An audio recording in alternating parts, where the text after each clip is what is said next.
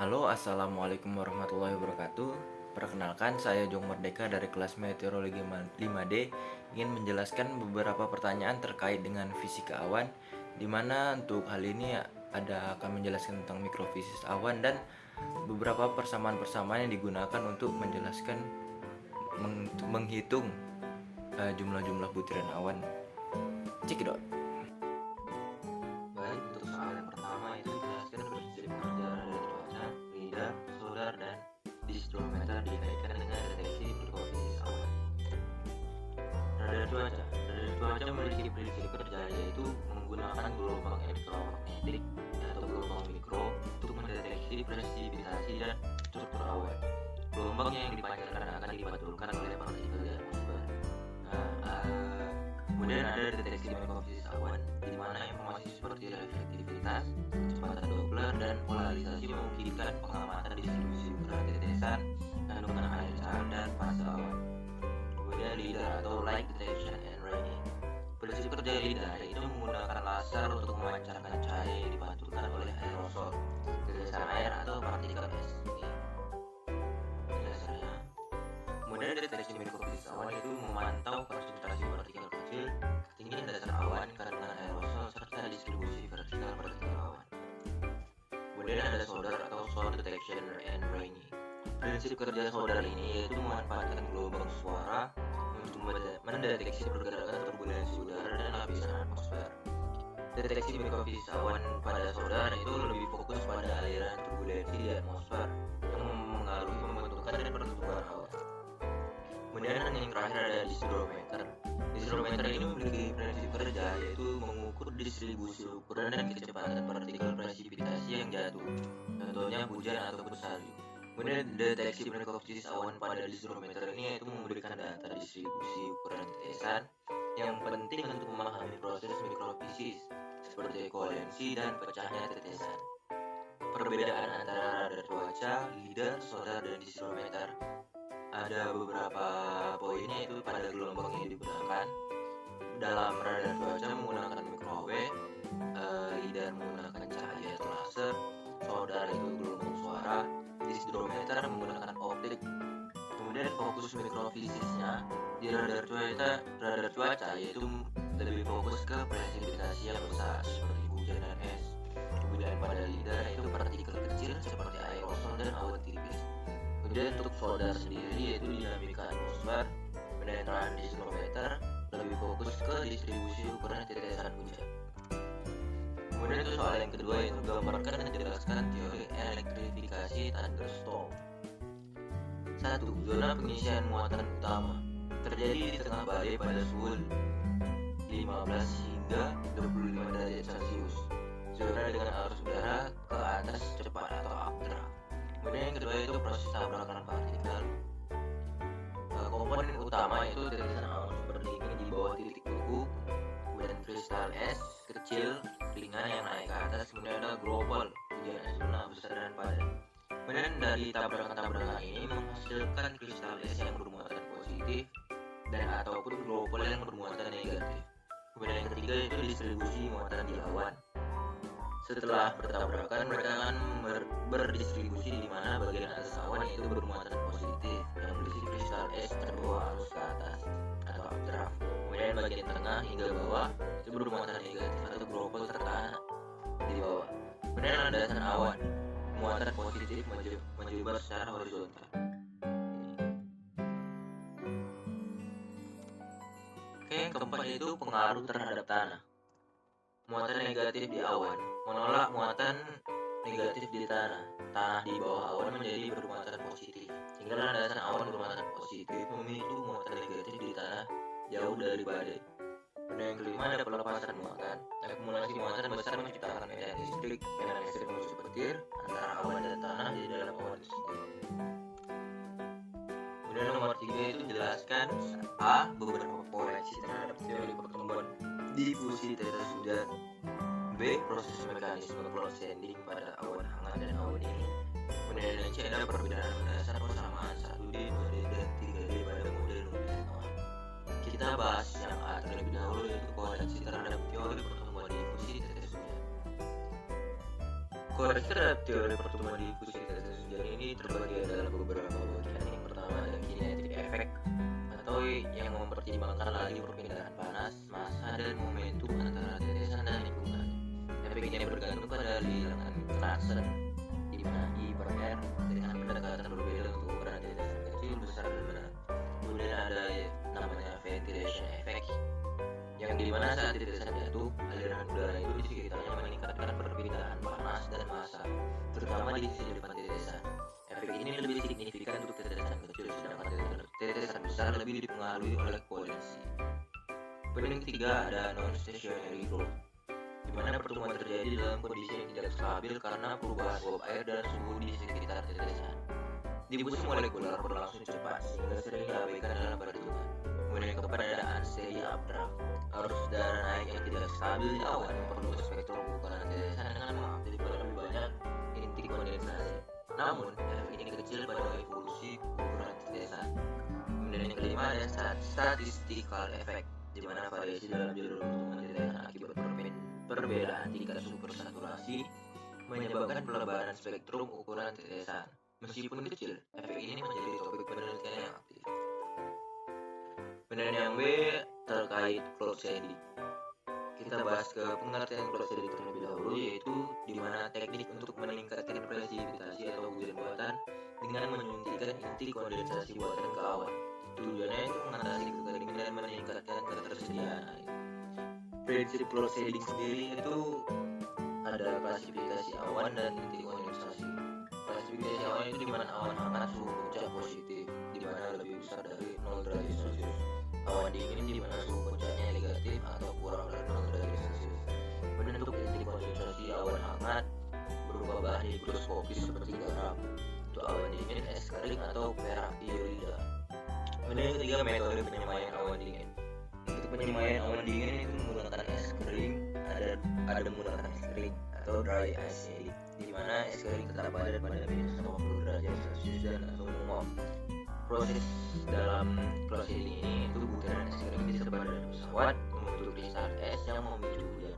Kemudian ada yang menggunakan perak iodida atau silver iodide seeding, di mana penggunaan ini lebih efisien dibanding es kering yang memanfaatkan perak iodida sebagai inti pembentuk kristal es. Kemudian untuk penyemaian awan hangat menggunakan tetesan air besar untuk memicu koalensi yang disemprotkan dari pesawat. Kemudian ada yang menggunakan teknik garam dapur atau common salt. Garam digunakan dalam bentuk larutan atau padat. Penyemprotan dilakukan dengan alat penyemprot atau balon meledak. Syarat keberhasilan cloud seeding sendiri yaitu di mana partikel awan dalam jumlah besar pada kondisi sangat dingin. Kemudian ada penyebaran awan yang luas, gerakan awan ke atas yang kuat, dan kondisi atmosfer yang tidak stabil. Manfaat cloud seeding sendiri itu meningkatkan hujan di daerah yang kering, mendukung pertanian dengan meningkatkan ketersediaan air, dan mengurangi resiko kekeringan. Ini adalah gambar bagaimana cloud seeding itu bekerja. Penyemaian silver iodide, kemudian silver iodide partikel di target cloud membentuk awan, dan silver iodide ice in the formation of ice crystal membentuk ice crystal dan terjadi hujan. Oke, yang ke C itu model-model dalam numerical awan 1 dimensi, 2 dimensi, dan 3 dimensi. Model 1 dimensi ini mempertimbangkan perubahan vertikal di atmosfer seperti perbedaan temperatur, kecepatan angin, dan kadar air di arah vertikal. Itu hanya atas bawah saja. Kemudian model 2 dimensi ini horizontal dan vertikal. Kemudian untuk yang 3 dimensi secara horizontal dan vertikal, namun ada tambahan di dimensi Z untuk menggambarkan distribusi awan dan proses atmosfer. Kemudian pada dimensi 3 ini juga memberikan simulasi awan yang paling realistis dibanding yang lainnya. Kemudian soal yang keempat itu jelaskan proses-proses dalam gambar di bawah ini.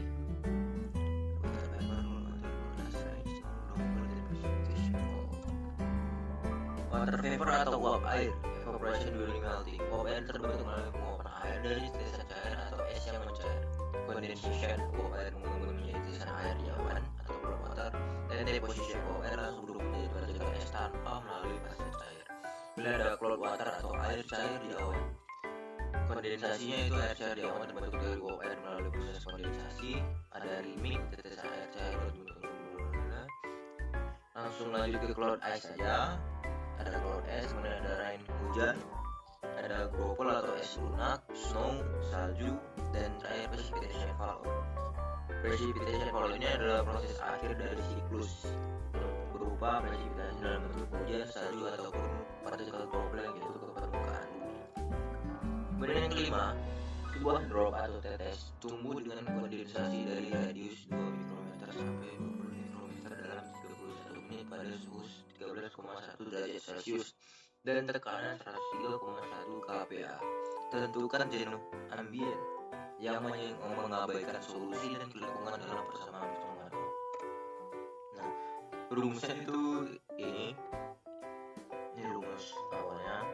Ini kita masukkan angka 20 mikrometer sehingga mendapatkan hasilnya 0,10. Nah, untuk T 12,7 derajat Celcius dan tekanan, sehingga mendapatkan ambien jenuhnya sebesar 100,1 derajat, 100,1%. Kemudian soal nomor 6, hitung curah hujan dalam milimeter per jam. Jika diketahui populasi droplet terdiri dari ukuran tunggal di mana D sama dengan 3,1 mm dengan kecepatan jatuh U 3,1 meter per second dan densitas droplet 23,1 tetes per meter kuadrat kubik. Gunakan distribusi Marshall-Palmer. Untuk distribusi Marshall-Palmer sendiri itu ini ada kita masukkan angkanya semua, kemudian dicari nilai akhirnya, dapat nilai akhirnya itu 396 mm per jam. Ke next yang ke nomor 7 yaitu ada soal awan orografis di suatu wilayah dengan ketebalan 2,31 km mengandung uap air 0,31 gram per meter kubik. Coba tetes dengan jari-jari 0,127 pada puncak awan mulai jatuh melewati awan. Tentukan A. ukuran tetes yang muncul dari dasar awan dengan menggunakan persamaan dasar pertumbuhan kontinu. B. waktu yang dibutuhkan tetes untuk jatuh melalui awan dengan velocity tetes di manakah sama dengan 8 kali 10 s min. Kemudian C. tentukan ukuran tetes pada bagian A yang muncul dari awan jika ada updraft 23,1 cm per s. Untuk soal yang A sendiri, ukuran tetes yang muncul dari dasar awan menggunakan persamaan pertemuan kontinu. Ini adalah persamaannya. Kemudian asumsikan unit efisiensi pengukurannya dengan mengabaikan aliran udara ketika kita masukkan angkanya. Ini pertama kita cari dulu nilai RB dan RT.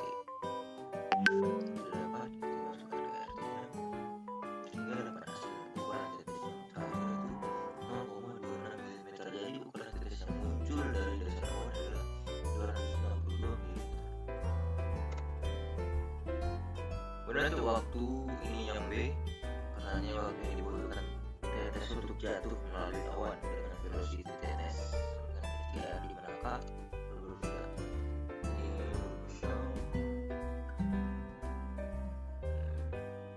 rumusnya sendiri yaitu ini. Kemudian jika dimasukkan angka yang sudah dicari hingga mendapatkan hasil 1118 detik dan diubah ke dalam menit menjadi 18 menit 37 detik. Jadi waktu yang dibutuhkan tetes untuk jatuh melalui awan adalah 15 menit 37 detik. Kemudian yang C, pertanyaannya itu tentukan ukuran tetes pada bagian A yang muncul dari awan jika ada updraft sebesar 23,1 cm per second.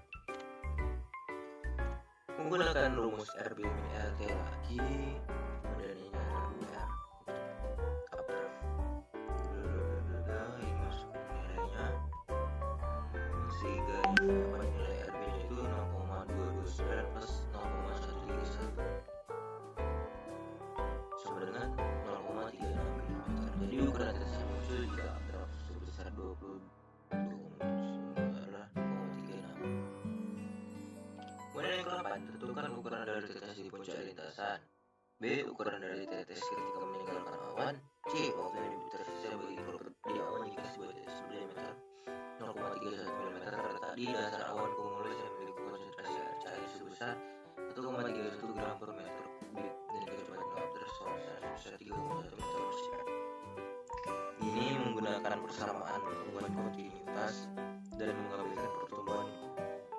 kondensasi gunakan tabel 8,1 Roger.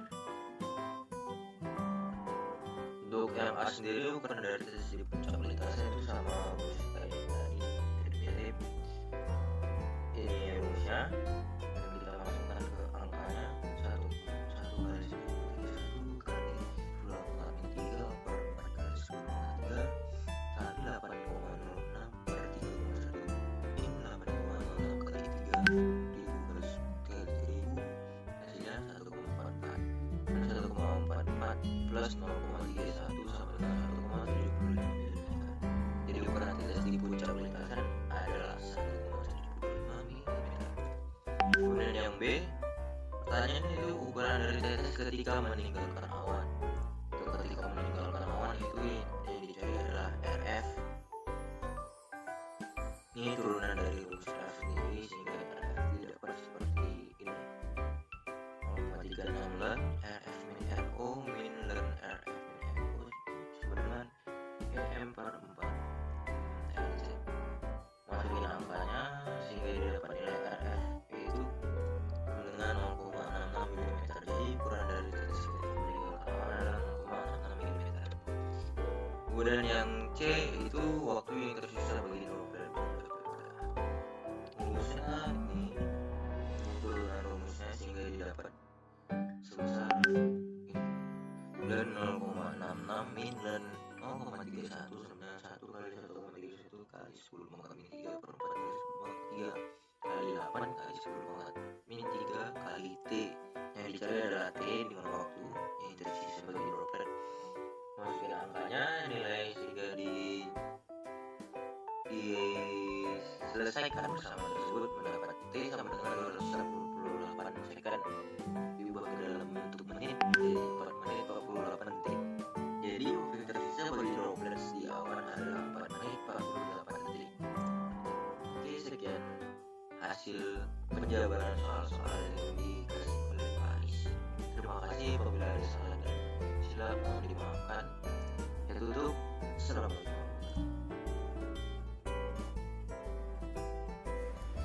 Ya, itu tadi beberapa jawaban dari pertanyaan-pertanyaan yang ada tentang fisika awannya. Terlebih dan kurang saya mohon maafkan. Terima kasih.